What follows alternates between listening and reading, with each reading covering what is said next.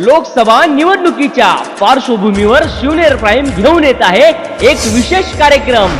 मी खासदार बोलतोय।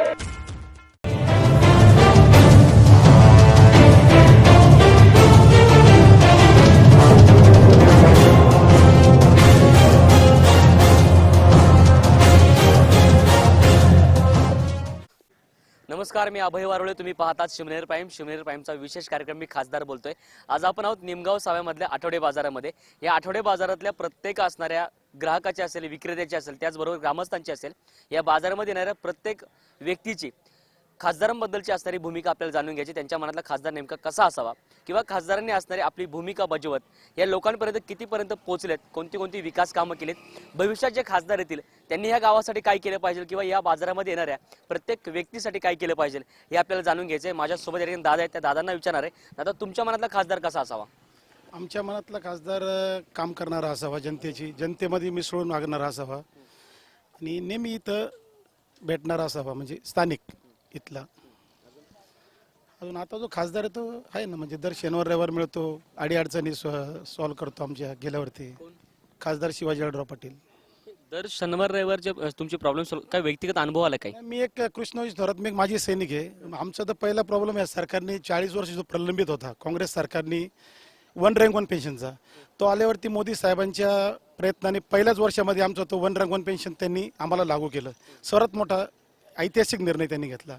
काम आहेत ना त्यांची, भरपूर काम आहेत। अजून काय काय वाटतंय आताचे विद्यमान जे खासदार आहेत शिवाजी आढळराव पाटील त्यांच्याबद्दल काय? ते आरोप होतात, बैलगाड्या शर्यती बंद केल्या, बैलगाड्या शर्यती राष्ट्रवादीच्या काळात बंद झाल्या। दादांनी प्रयत्न केले, दादांवरती 300-702 गुन्हे दाखल आहेत, दादांवरती गुन्हे दाखल आहेत, तेच केस लढतात, त्यांच्याकडे असे फाईल साठलेले तेवढ्या। दुसरं कोण लढत नाही, खासदारच लढतात आणि खासदारच चालू करणार बैलगाडा। राहिला प्रश्न विमानतळाचा, विमानतळाबद्दल चुकीचं पत्र ज्यावेळी 2013ला उपमुख्यमंत्री अजित पवार असताना दिल्लीवरून एक पत्र आलं त्यांना, एअरपोर्ट अथॉरिटी ऑफ इंडियाचं, की भौगोलिकदृष्ट्या इथं विमानतळ होऊ शकत नाही, चार बाजूनी डोंगर असल्या कारणानं इथं विमानतळ होऊ शकत नाही। राहिला मुद्दा तिसरा हायवेचा, हायवे तर सिन्नर नाशिक हायवे मार्ग खासदारीच मंजूर केला आहे, जे मध्ये प्रलंबित होता, नारायणगावचा असेल, खेडचा असेल, शेतकऱ्यांनी ते स्टे टाकला होता, त्याच्या पैसे मागणी, त्यांना पैसे वाढून पाहिजे होते, ते पैसे आता वाढून दिले आणि काम चालू आहे। तुम्ही बघू शकता तिथं काम पैसे। अमोल कोल्हेबद्दल काय वाटतं? अमोल कोल्ह्यांबद्दल काय वाटायचं? अमोल कोल्ह्यांना माहितीच नाही ना काही। 5 वर्ष दादांनी काय केले, 15 वर्ष दादांचे तर पहिले 10 वर्ष फुकट गेले। युपीएच्या काळात 1 रुपया त्यांना फंड दिला नाही त्यांनी, दादांना 10 वर्ष बॅक फोटो आणले त्यांनी। आता 5 वर्षात कुठे एनडीएच्या काळामध्ये कामं झाले, दादांची मार्गे लागलेत, रेल्वेचे असेल हे असतील, भरपूर फंड पडलाय। भविष्यामध्ये कोणते प्रश्नांवरच्या विषयांवरून सर्व वाद निर्माण होतील आणि विरोधक असतील किंवा सत्ताधारी असतील यांच्यामध्ये राजकारण होईल आणि निवडणूक पुढे सरकली जाईल? नाही, काम चालू आहेत, परत मोदीच पाहिजे ना आम्हाला। का मोदीच का? मोदी कणखर नेतृत्व आहे, त्यांच्याकडे गट्स आहेत, ते निर्णय घ्यायची क्षमता आहे। गांधी का नको? राहुल गांधी मध्ये क्षमताच नाही, ते पीएम घोषित करू शकत नाही। त्यांचा 15-56 पक्ष एकत्र गेले, त्यांचा पीएम नाही त्यांच्याकडे, ते काय करू शकतात देशासाठी?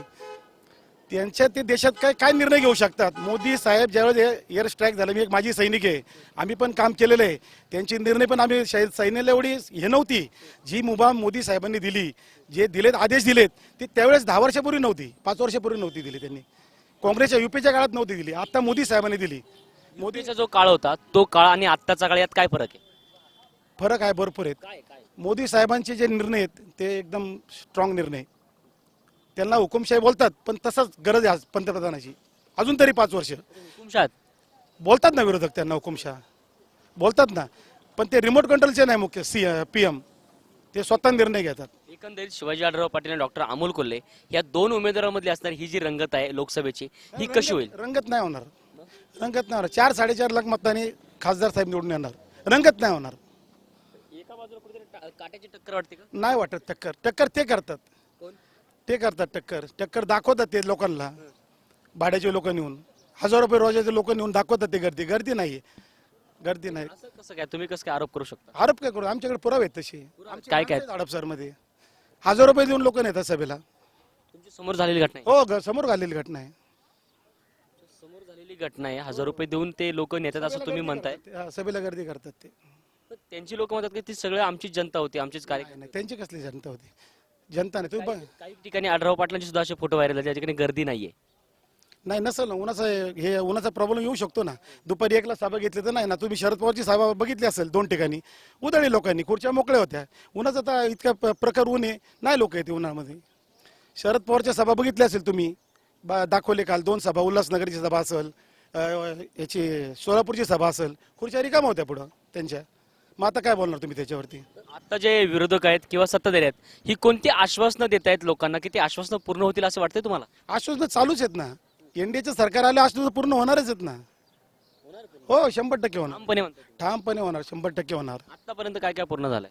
आतापर्यंत भरपूर पूर्ण झाले. रस्ते झाले असतील, माजी सैनिकांच्या अडचणी असतील, शेतकऱ्यांना डायरेक्ट थेट त्यांच्या याच्यावरती त्यांच्या खात्यावरती थेट निधी जमा होतो.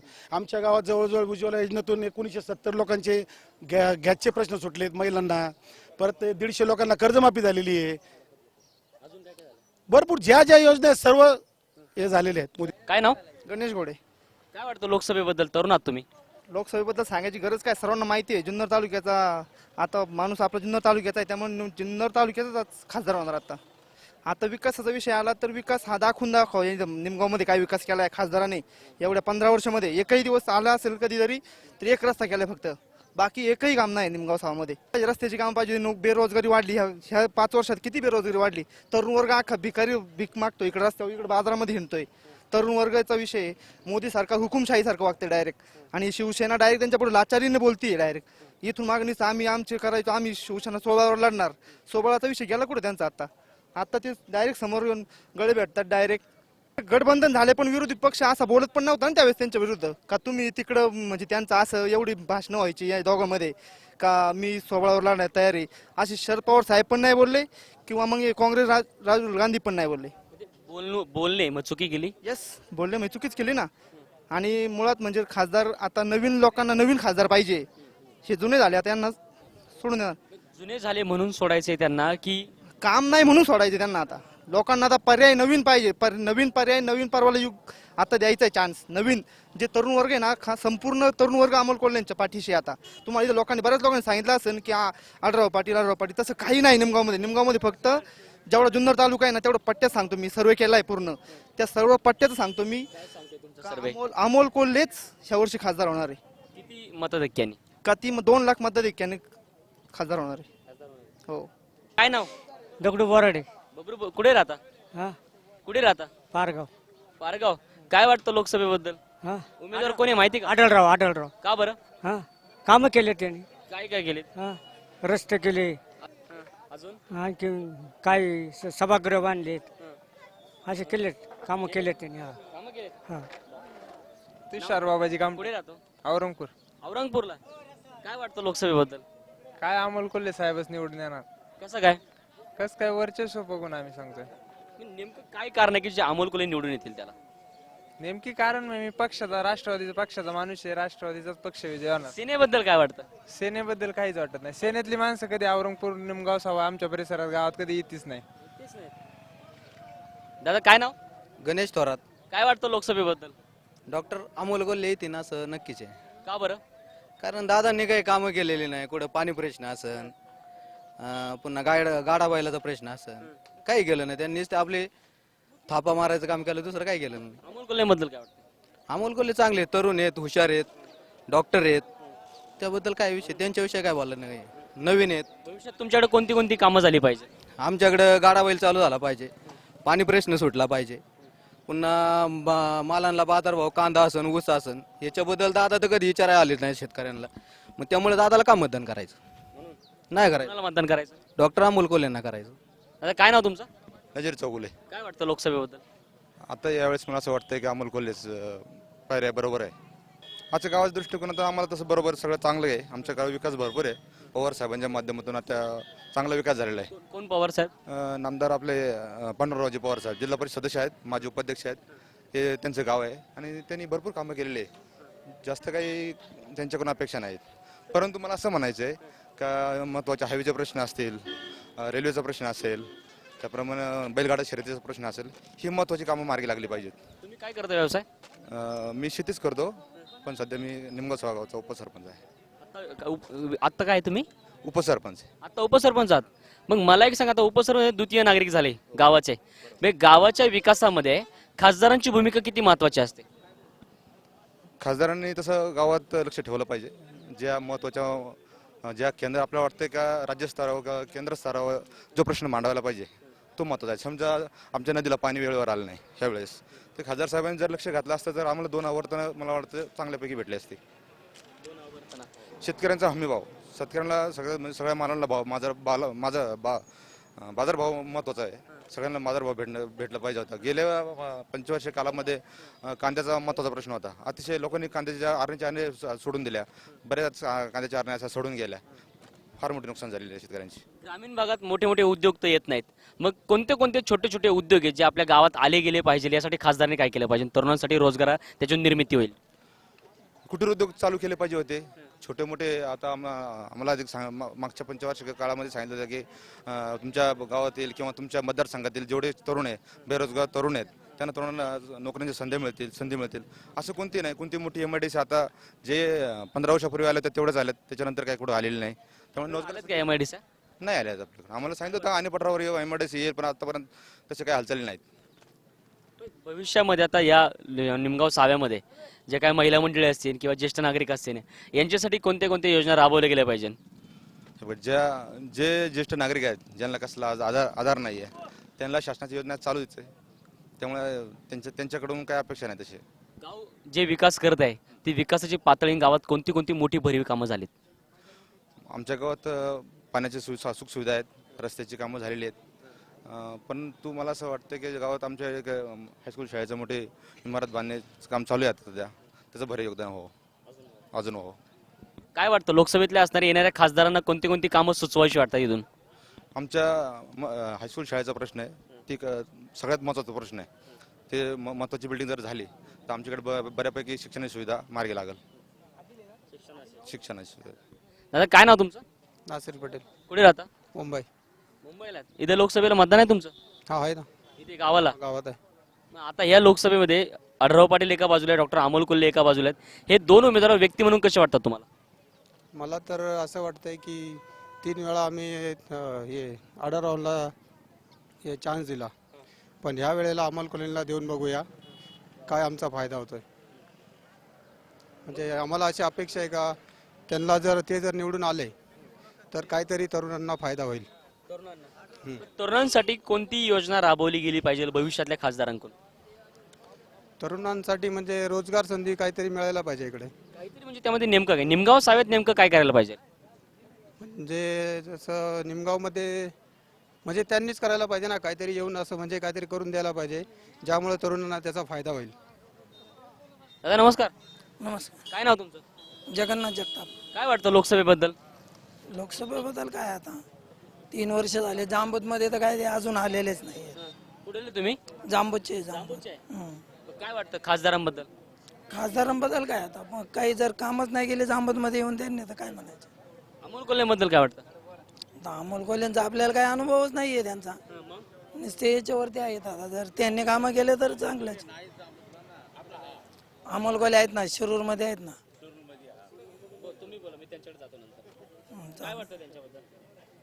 काय आता मतदान तर करावं लागेल. पाहिजे नसतं. मतदान तर करावं लागेल. कुणाचं पारडं जड आहे? मतदान तसं आता काय सांगता येते पहिले. कुणाचं पारडं जड आहे? आता आपण तर अमोल कोल्हेच करणार आहे. काय नाव बाबा तुमचं?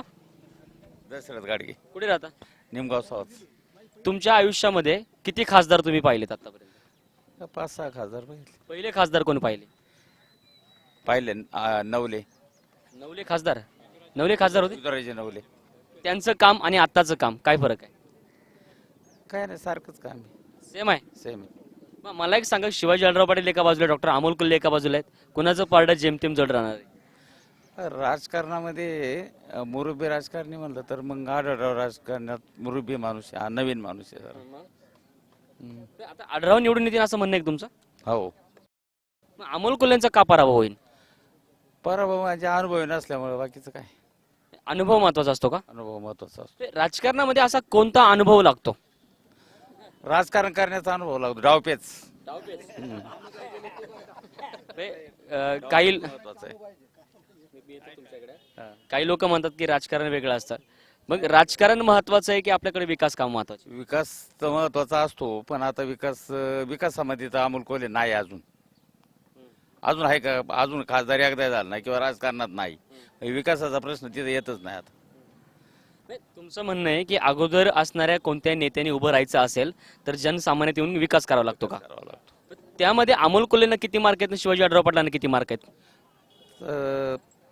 55-45 असं.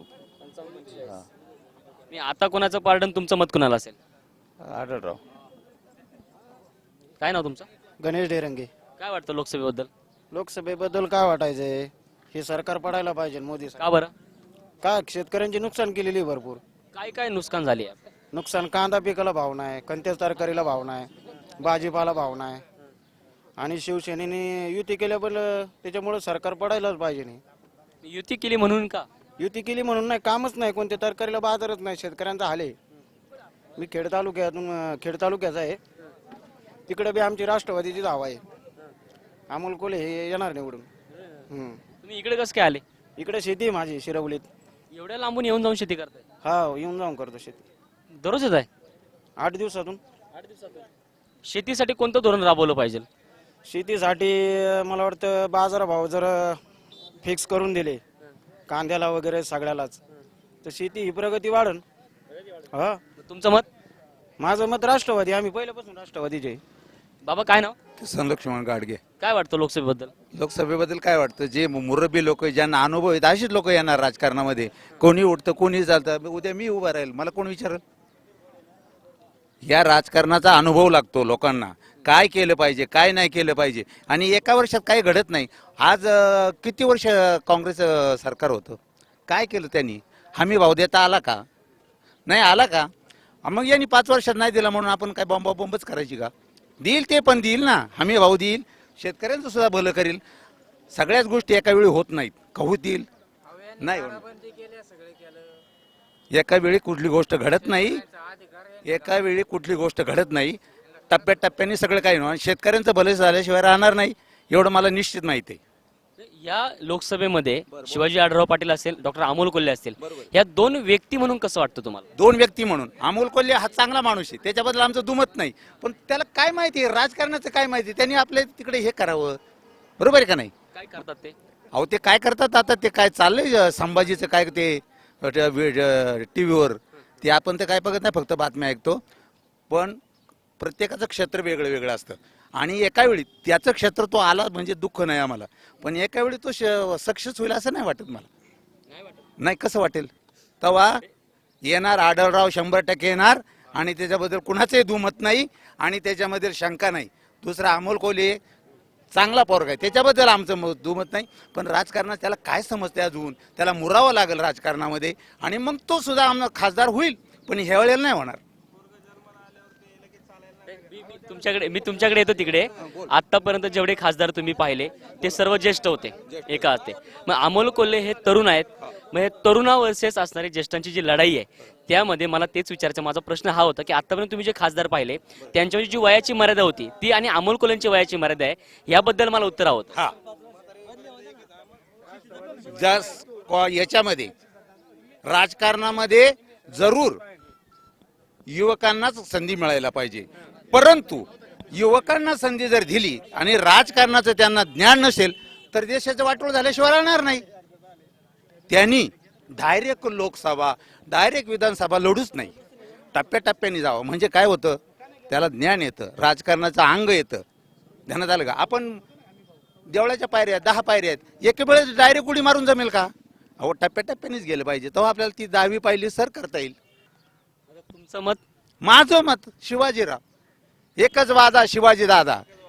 की म्हणतात हायवे केला, रोड केला. आता यांचं काम काय असतं, फक्त पाठपुरावा करणे. मग जर त्यांनी काम केलं तर पगार कसला भेटतो त्यांना एवढा? मग म्हणतात की हे काम केलं, ते काम केलं. एक्स्ट्रा काम केल्यावरती त्याची शाबासकी दिली पाहिजे, डोक्यावर घेतलं पाहिजे. त्यांचा निधी असतो 5 वर्षाचा 25 कोटी रुपये. प्रत्येक 5 वर्षाला त्यांचा टार्गेट असतं की 5-5 कोटीचं टार्गेट आहे. ते सुद्धा कंप्लीट होत नाही यांच्या ज्यांनी. 25 कोटी खर्च करून वरती काय आणता येते हे बघायचं असतं ना. काय जिकडं तिकडं आपापले ज्या कामाला, केंद्र शासनाच्या कामाला आपलं नाव जोडायचं. आता या हायवेत सांगतो, खेड सिन्नर हायवे मध्ये किती खासदार बदलतात. इथून आळेखिंडी पर्यंत आपला खासदार, आळेखिंडीच्या पुढे गेल्यावर खासदार चेंज होते, सिन्नरच्या तिकडे खासदार. हा रोड कोणाच झाला? एकाच झाला का? याला पाठपुरावा करणे गरजेचं असते आणि त्यांचाच पगार घेतात ते. आणि एक्स्ट्रा काम आणलं त्यांनी, एक्स्ट्रा एखादं मंजूर करून आणलं तर त्यांना डोक्यावर घेतलं पाहिजे माणसांनी. एक्स्ट्रा काहीतरी प्रोजेक्ट आणला आपल्याकडे. मी आता यांच्याकडे येतो. दादा काय वाटतं तुम्हाला, त्यात नवीन काय आणलं पाहिजे?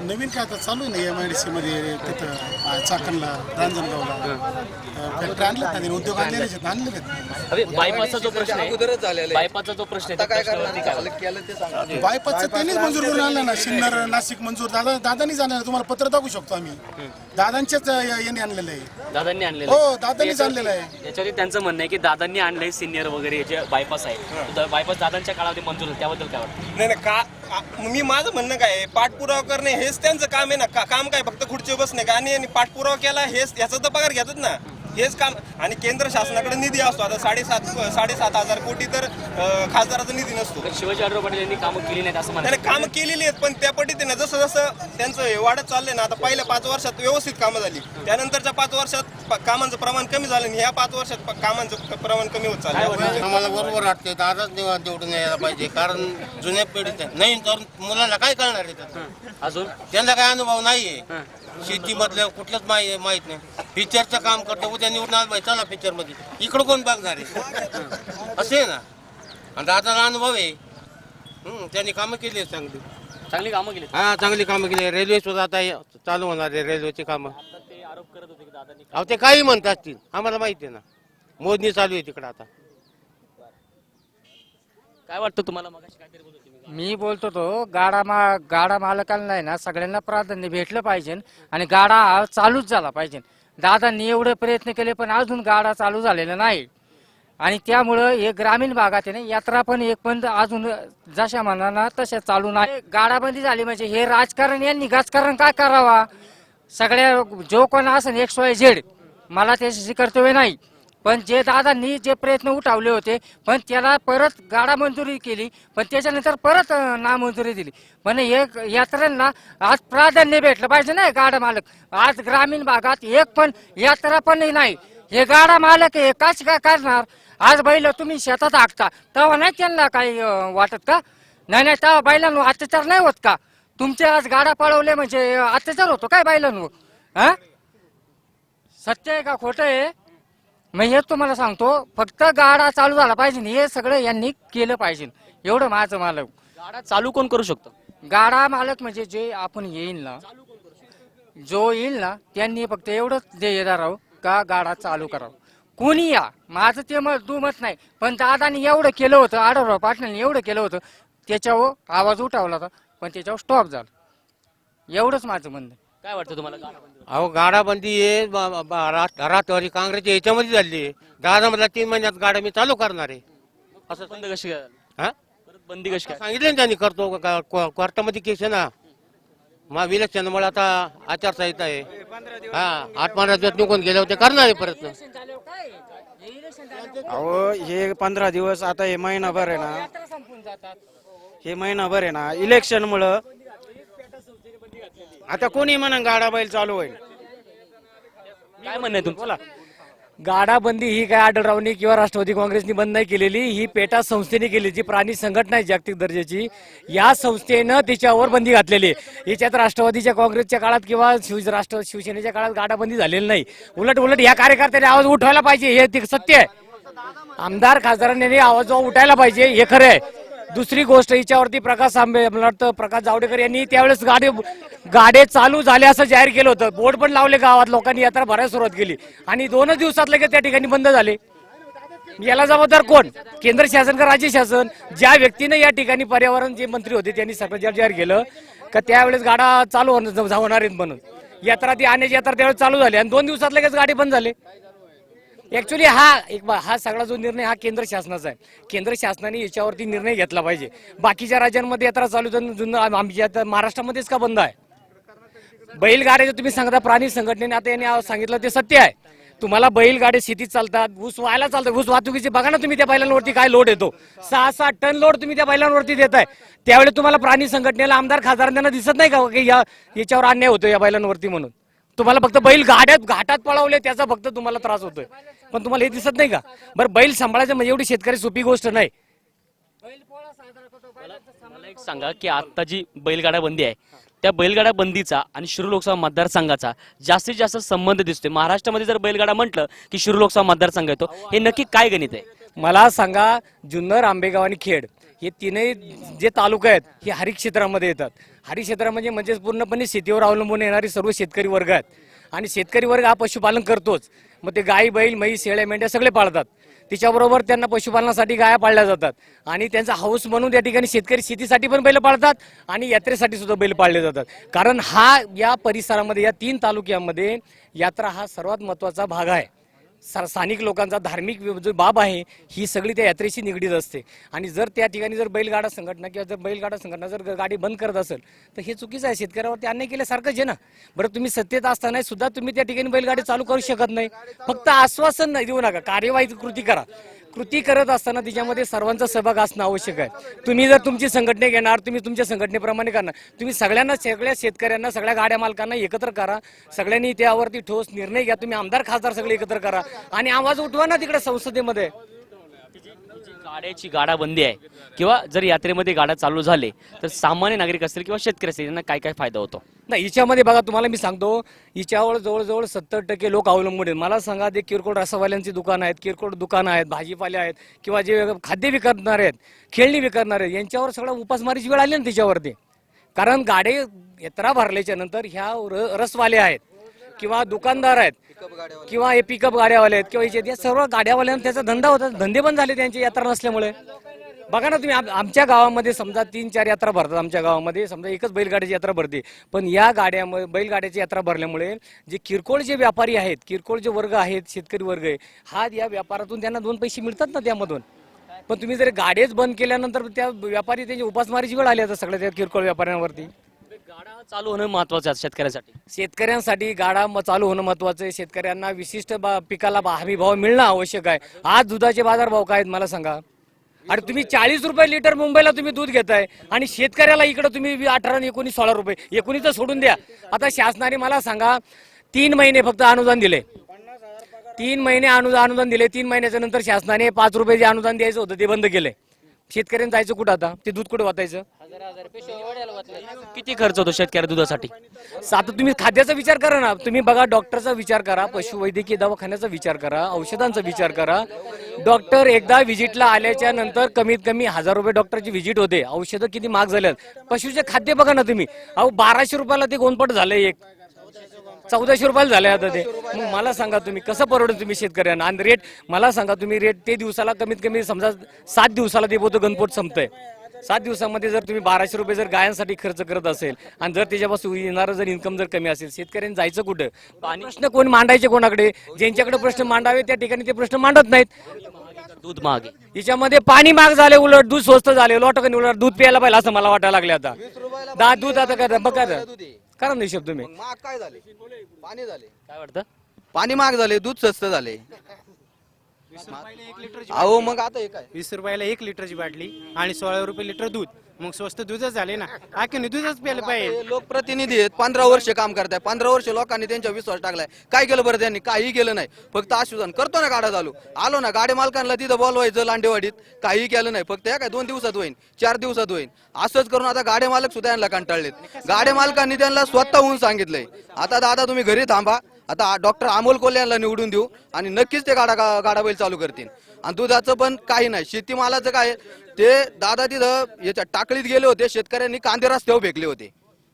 दादानी त्यांच्यावर कंप्लेंट तिथे दाखल केली. काय पद्धती? काय वाटतं या सगळ्या मुद्द्यांवर तुम्हाला काय वाटतं? नाही, चुकीचं आहे. कंप्लेंट कोणी दाखल केली? कंप्लेंट दादाने नाही दाखल केली, प्रशासनाने केली.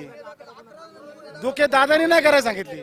दादाने नाही, खोटी टाकली होती, खोटी पोस्ट टाकली होती, खोटी पोस्ट टाकली होती. तिथं कांदे ओतून येणार निषेध खोटं केलं होतं. तिथं खोटं केलं होतं त्यांनी, ती खोटी पोस्ट टाकली होती. ती प्रशासनाने केली, पोलिसांनी केली, दादांनी नाही केली. दादांनी नाही केली. दादांनी नाही केलेली. दादांनी नाही केली. दादाचा काय रोल नाही याच्यामध्ये. दुधाचा विषय असेल, कांद्याचा प्रश्न असेल. करताना प्रशासनाला माहिती द्यावं लागते तुम्हाला. कोणत्या आंदोलन करताना ते आंदोलनाला देताना पत्र द्यावं लागतं पोलीस स्टेशनला. ते त्यांनी दिलं नाही म्हणून त्यांनी ती कारवाई केली. सगळं एक बाजू झाली आंदोलनाची किंवा गाडाबंदीची झाली विषय. कांद्याचे प्रश्न असेल, दुधाचे प्रश्न असेल, याच्यावरती हा हे सरकार किती सक्रिय आहे? दुधाचे प्रश्न बघा, दुधाचे प्रश्न कोणाचे आहेत? दूध डेऱ्या कोणाचे आहेत? कारखाने कोणाचे आहेत? मार्केट कमिट्या कोणाचे आहेत? अहो कुणाचे आहेत? कुणाचे आहेत? कुणाचे? तुम्ही आता बाजारात जा, तुम्ही कामाला बाजारामध्ये जा, भाव बघा काय भाव चाललेत, बाजारचे काय भाव आहेत. 60 रुपये किलोच्या खाली बाजार नाही एकाला बी. बघा ना, जा तुम्ही बाजारात जा, आता तुम्ही बाजारात जा, आता बाजारामध्ये जा, बाजारात बाजार बघा काय. शेतकऱ्याला जो बाजार देतात, थांबा, शेतकऱ्याला जो मार्केटमध्ये बाजार देतात आणि इथे जो विक्री होतो त्याच्यात तफावत बघा. कोण खातंय, कोण दलाल लोक खातात याच्यामध्ये, ते बघा तुम्ही. ते म्हणतात की सहकारी विभाग जे आहे ते एका असणाऱ्या पक्षाकडे. नाही ते बघा, डेअरी काय ऐका मला सांगा, डेअरी ऐका, दूध उत्पादक संस्था या कोणत्या पक्षाच्या नाही आहेत. कारखान्याचा विषय वेगळा आहे. ऐका, कारखान्याचा विषय वेगळा आहे. दूध उत्पादक संस्था ह्या कोणाच्याही राजकीय पक्षाच्या नाही आहेत. या सगळ्या शेतकरी वर्गाच्या आहेत, गवळ्यांच्या आहेत. गवळीत हे दूध घालतात, हे लक्षात ठेवा. सहकारी संस्था आहेत. सहकारी संस्था ह्या दूध उत्पादक संस्था ह्या मालकीच्या नाही आहेत, तिथे सर्व शेतकऱ्यांच्या आहेत. राष्ट्रवादी काँग्रेसच्या मला सांगा, मग शेतकऱ्यांसाठी मला सांगा, दुधाचे हमी भाव मिळायला पाहिजे. कारखाने समजा ठीक आहे, त्यांचं म्हणणे असेल तर कारखाने जर उद्योजक समजा मोठ्या लोकांच्या हातामध्ये आहे, तुम्ही असं म्हणतात किंवा सहकारी लोकांच्या हातात आहे, मग मला सांगा, जर समजा तुम्ही आमदार खासदाराचे कारखाने आहेत, मी म्हणतो कोणाचे आहेत, त्यांचे आहेत, तुम्ही शेतकऱ्यांनी एकजुटीने त्यावेळेस त्याच्यावर विरुद्ध विचार केलाय, संप केलाय कधी शेतकऱ्यांनी त्याच्या विरुद्ध? हे कांद्याचं बोलतात तुम्ही, कांद्याचं बोलतात. 10 वर्ष तिथं, 5 वर्ष शरद पवार साहेब तिथं कृषी मंत्री होते कॅबिनेटचे, खाली सरकार काँग्रेसचं होतं. त्यावेळेस का नाही स्वामीनाथन लागू केला? आता जे शरद पवार साहेब मागणी करतात आम्हाला हे पाहिजे, त्यावेळेस त्यांच्या हातात होतं, का नाही मागणी केली त्यावेळेस त्यांनी? तेव्हा का नाही का हमीभाव का नाही दिला? हमीभाव का नाही दिला त्यावेळेस का नाही हमीभाव दिला? आम्ही भाऊ का नाही त्यावेळेस का नाही? या ज्या मागण्या आहेत, थांबा, ह्या ज्या मागण्या आता ज्या मागण्या करतात, हो साहेब, मला काय म्हणायचं, हे जे मागणी, थांबा, माझं झाल्यावर मग तू बोल, म्हणजे त्यांना माझं झाल्यावर मग तू बोल. ह्या ज्या मागण्या साहेब मान्य आता चाललं, यांच्याकडे मागणी करतात भाजपवाल्यांकडे, हे जे महायुती सरकार, महायुती, तुला बोल ना नंतर, माझं झालं बोल ना, तुला संधी मिळेल ना. महायुतीचे जे आता मागणी करतात शरद पवार साहेब कॅबिनेट मंत्री असताना, ज्या मागण्या ते करू शकत होते त्यावेळेस त्यांच्या आता सरकार नव्हतं का, बहुमत नव्हतं का, UP 2 का बहुमत नव्हतं का, होतं ना, त्यावेळेस ते मागण्या करू शकत होते ना पूर्ण. थांब रे, महाराष्ट्र सारखं. मला काय म्हणायचे, साखर कारखाने कोणाचे आहेत? सगळे काँग्रेसचे आहेत, बरोबर का नाही? सरकारने सांगितलं होतं का जे काय हप्ता असेल, एक मिनिट ऐका, मला बोलू द्या, मग त्याची चूक झाली असली तुम्ही त्याचे निरसन करा. तर सगळा पेमेंट त्यांना एका वेळी द्यायचं होतं, का दिलं नाही? एकदा दे 2000, एकदा दे 110 रुपये, म्हणजे शेतकऱ्यांचा खेळच करून ठेवायचा का? आणि हे काय सांगतात दुधाचं, कांद्याचं, बरोबर आहे, कांद्याचं गेल्या वर्षी समजा पैसे झाले, पण शेतकऱ्यांची चूक आहे त्याच्यामध्ये. का 250 रुपये बाजार झाला, 300 रुपये बाजार झाला, का शेतकऱ्यांनी? मी काय म्हणतो, हे कारखाने आहेत, हे भाजपच्या काळात भाजप सरकारचे इतके कारखाने नाहीत, ऐकून घ्या, ह्या लोकांचे कारखाने आहेत. आणि असं ठरलं होतं, सरकारने असं सांगितलं होतं की यांचं पेमेंट एका वेळी द्यायचं, बरोबर आहे का नाही? दिलं का एका वेळी? कांद्याचाच प्रश्न सांगतो, हे सांगतात बाबाचे कांदे सडू दे ना, आणि तुमचे कुठे गेले? कांद्याला भाव आला, पण शेतकऱ्याच्या मनामध्ये अपेक्षा असतात.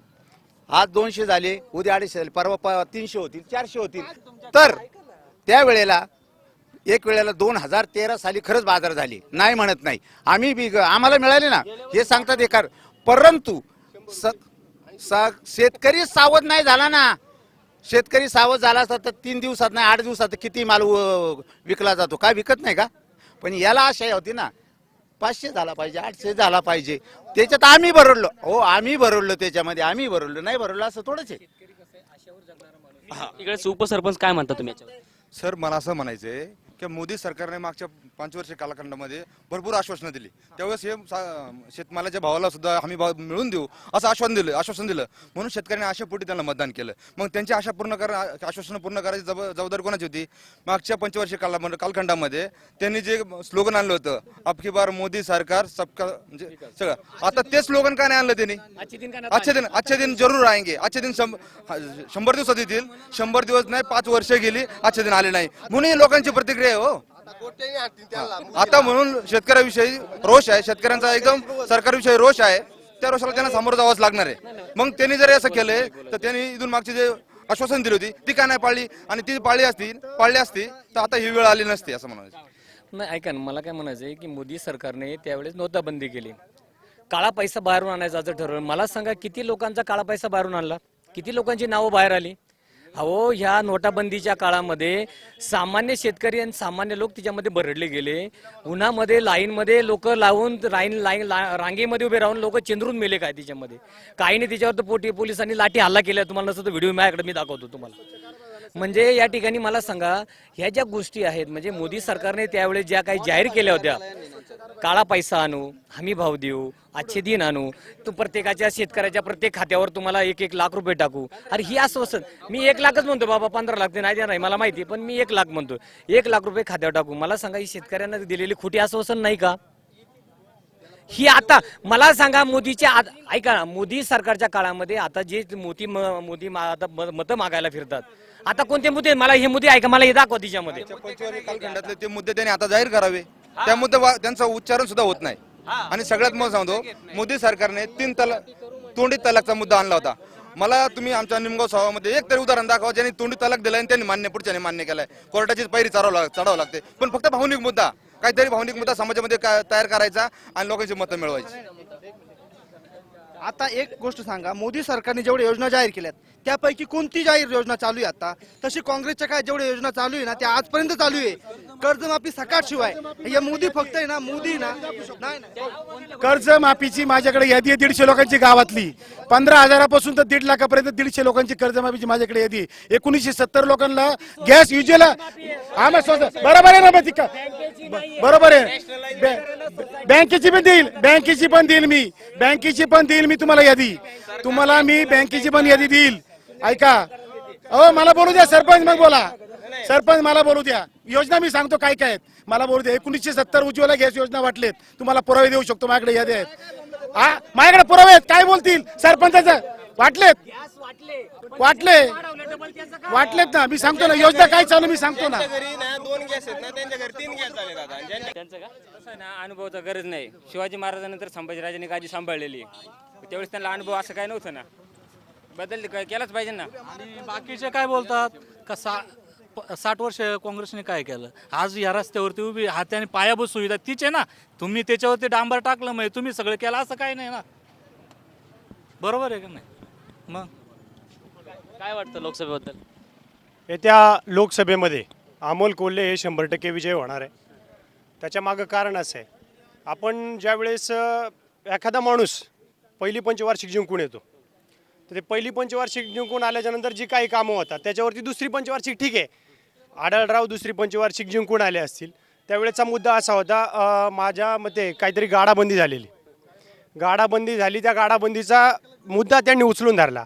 दुसरी पंचवार्षिक त्यांना ती विजयी त्या ठिकाणी त्याच्यामुळं मिळाली. आणि जी तिसरी टर्म आहे ती तिसरी टर्म मोदी लाटेमुळं आलेली आहे. आणि आता मोदी सरकारनं जी शेतकऱ्यांचं कंबरडं मोडून टाकलं आहे, त्या कंबरडं मोडल्यामुळं पूर्ण शेतकरी जो आहे हा त्यांच्यावरती नाराज आहे. आढळराव सक्षम या ठिकाणी असफल ठरलेले आहेत, त्याच्यामुळं आढळराव हे निश्चितपणाने या ठिकाणी पराभूत होणार आहे. आढळराव पाटील उभे आहेत आणि अमोल कोल्हे पण उभे आहेत. आता आढळराव पाटलांनी 15 वर्ष खासदारकी गाजवली आहे, त्यामुळे एकदा इच्छा आढळराव पाटलांनी 5 वर्ष एवढी काढावीत. भले